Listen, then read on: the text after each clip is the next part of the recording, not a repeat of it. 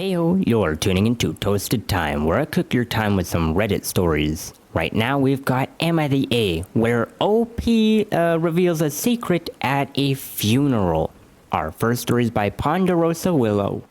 My grandparents passed away recently, and I followed the guidelines my grandma set up for her funeral event, her church, her burial plot, her casket, and I did the same for my grandpa.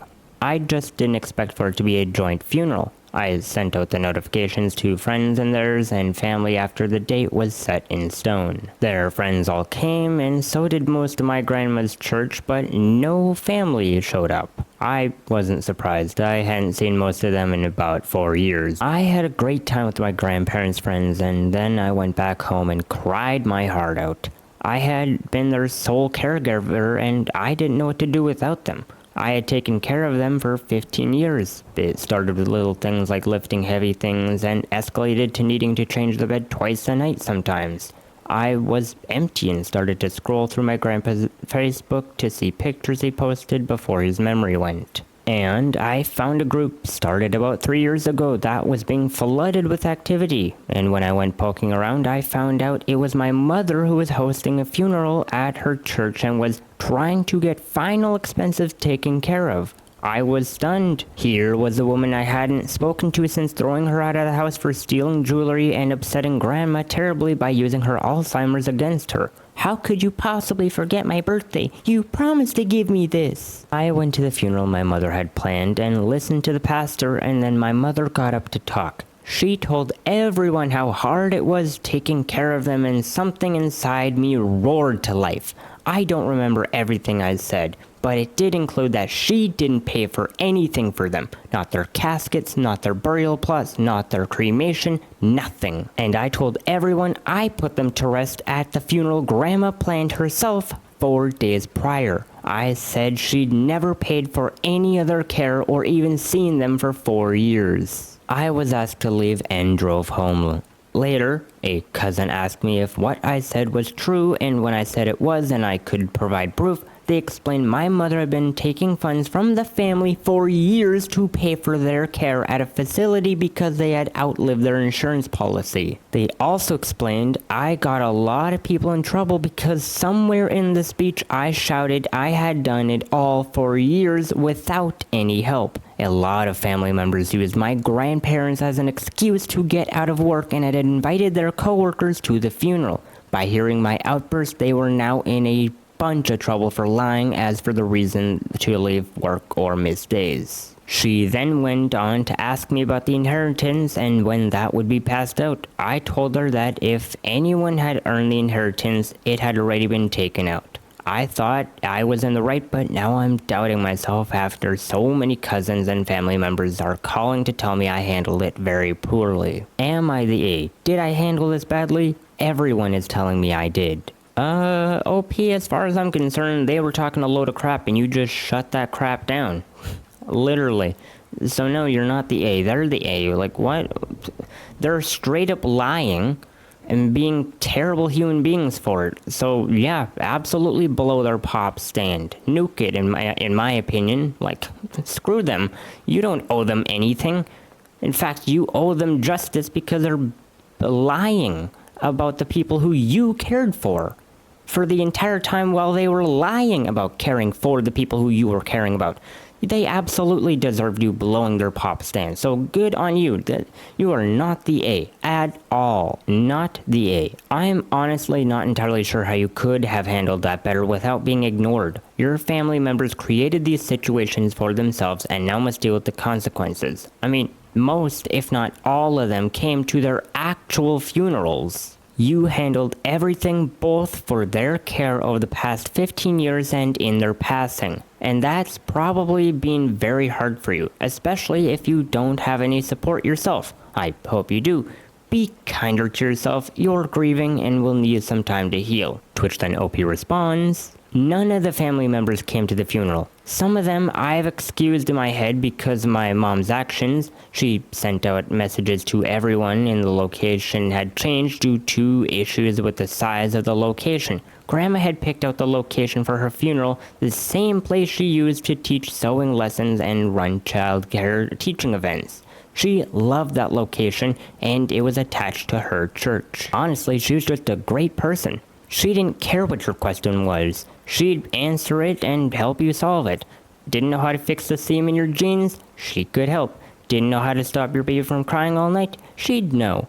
She ran a lot of services for her community that still stand strong today. One of which is Earth Day's program at her church. Members sign up to visit new parents, do laundry, vacuum, dust, do dishes, cook a meal, watch the baby if the parents need sleep. I am so proud of her for the impact on her community she left. Oh my goodness, this is brilliant. I'd like to take the idea to my own church. My condolences on the loss of your grandparents. Your grandmother sounds like an incredible woman, and I think she'd be very proud of you now. Oh, she was absolutely incredible. I have her pots and pans, knives and bowls. Grandpa made most of them for her himself.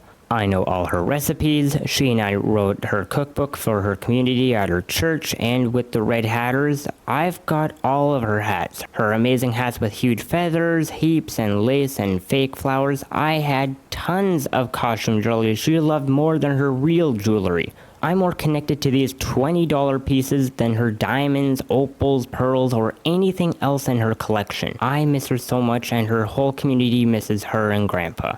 All I want is to step back in time 10 years ago when Grandpa arranged fish for friend days, or Grandpa arranged for us to make flower pens.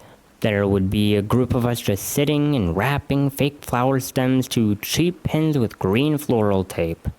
And our next Reddit post is from Otherwise File.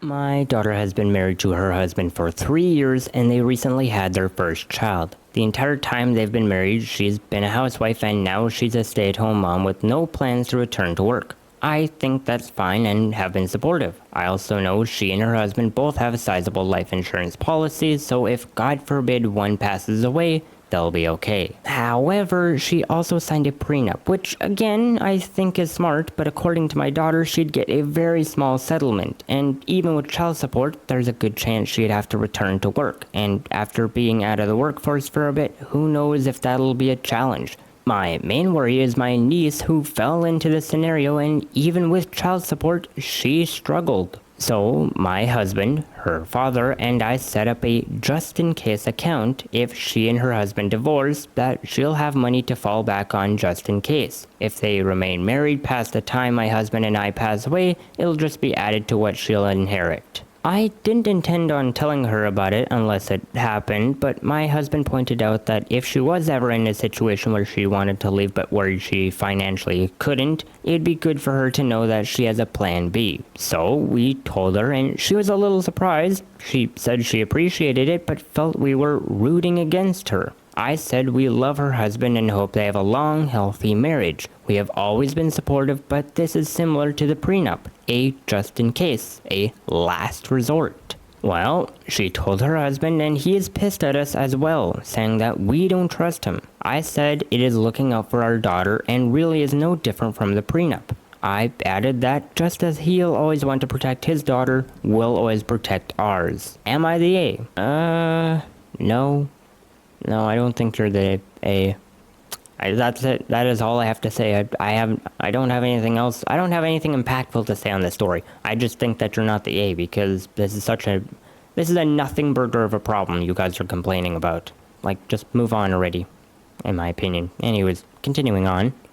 Now, before we continue on, I just want to ask that if you are enjoying this so far, that you consider recommending this channel to friends and family, or just people you know, cause the help for this channel is greatly appreciated. So, to continue on, and now the last Reddit post comes from Fabulous Show. I am married to my wife, Sasha. She comes from a pretty wealthy background while I decidedly did not.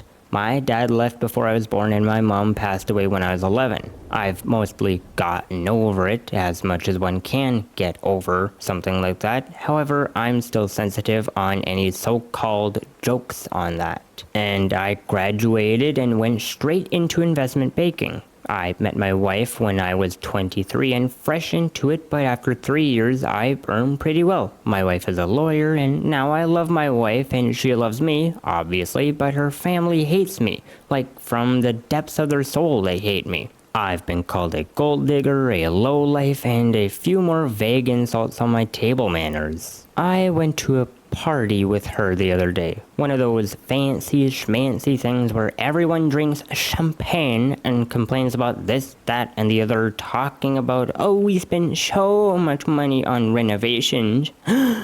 And I got the usual mild comments from my wife's family and close friends on where my wife picked me up from. Lacey, I don't think, knew about my family history before. We were talking about dads, don't ask why, and I got a question on what my dad did.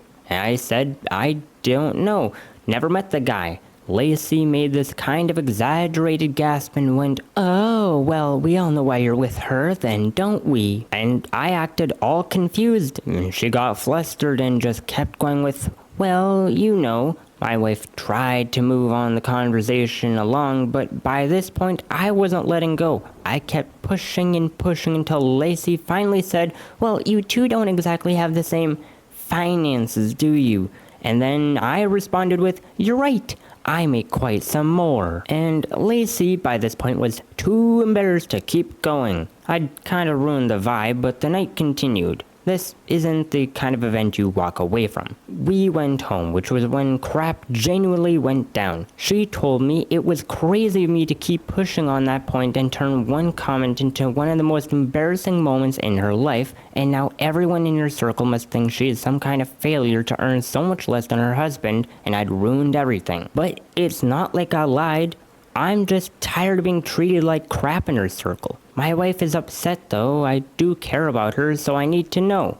Am I the A? What is with all of these nothing burger conversations I picked out today? This is kind of a mistake, but okay. What? Okay, she is a lawyer and she's saying that that her circle is going to see her as a failure? What? She's a lawyer. How are you a failure in the terms of making money? What is this logic? This is such stupidity. I can't even explain it properly. It's just so stupid. Like, she's a lawyer, and she's thinking that her circle is now thinking she's some kind of failure for earning so much less than her husband. Like, get out of town. Holy cow. You people are such pompous pricks with your money. I don't know. I'm just gonna jot this down under the table of don't poke the sleeping bear. Like, why does Lacey have to provoke you? What is the purpose of that?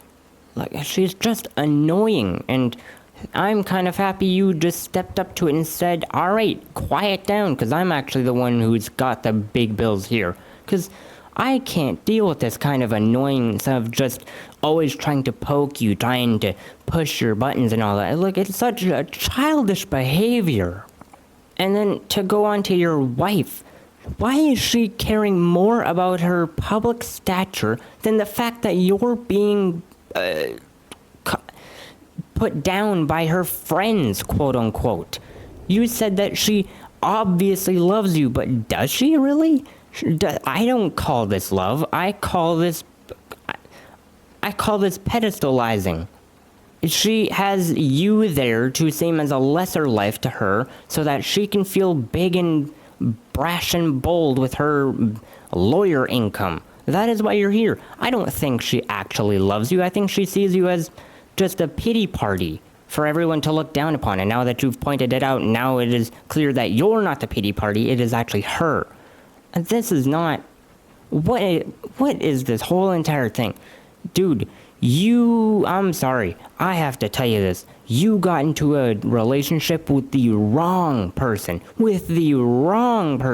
And I have to say, I'm waiting for the divorce at this rate. Because I have no idea how such character flaws can be overlooked.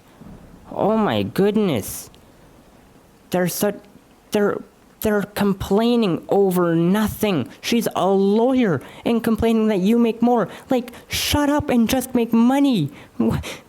Just shut up. All right. Anyways, oh, that was so stupid. Well, that is about it for those stories today. But if you enjoyed, please like and subscribe to become a fellow bread bag. But aside from that, I post 2 new videos every day, so I hope to see you next time toasting session. But until then, have a good one.